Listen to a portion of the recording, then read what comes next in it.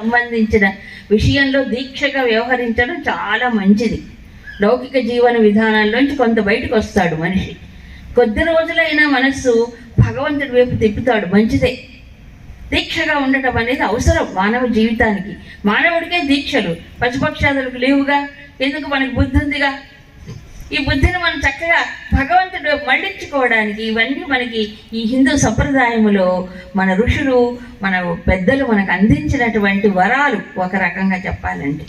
So అందుకని అలాంటి దీక్షలు స్వీకరించడం, ఆ విధానాన్ని అనుసరించడం మంచిదే, ఏ దీక్ష అయినా కూడా. మరి హనుమత్ దీక్షలో ప్రత్యేకంగా ఏమిటి అంటే, మరి హనుమంతుల వారు అన్నిటికీ నిజంగా ఒక చక్కటి ఐకాన్ ఆఫ్ ఇన్స్పిరేషన్. మానవుడిలో ఉండే సమస్త శక్తులని ఉద్వేగపరచడం కాదు, ఉత్తేజపరచడానికి, మళ్ళించుకోవడానికి ఒక ఇన్స్పిరేషనల్ ఫిగర్. అంటే ఆయన చూడగానే ఎవరికైనా ఉత్సాహం ఉప్పొంగుతుంది. ఎందుకంటే అన్ని సమస్త సల్లక్షణాలు ఆయనలో మూర్తీభవించి ఉన్నాయి. ఇప్పుడు రామో విగ్రహవాన్ ధర్మ అని చెప్పారు వాల్మీకి. రాముడు విగ్రహం అంటే మూర్తీభవించిన ధర్మం అన్నారు. సరే, మిగతా సుగుణాలన్నీ ఆయనలో ఉన్నాయి. సుగుణాభిరాముడు కదా ఆయన, సకల గుణాభిరాముడు కదా. మరి ఆయన సేవకుల్లోనూ అన్నీ ఉన్నాయి. లేకపోతే రాముణ్ణి సేవించటం అంత తేలిక కాదండి. రామానుగ్రహం పొందడం అంత తేలిక కాదు.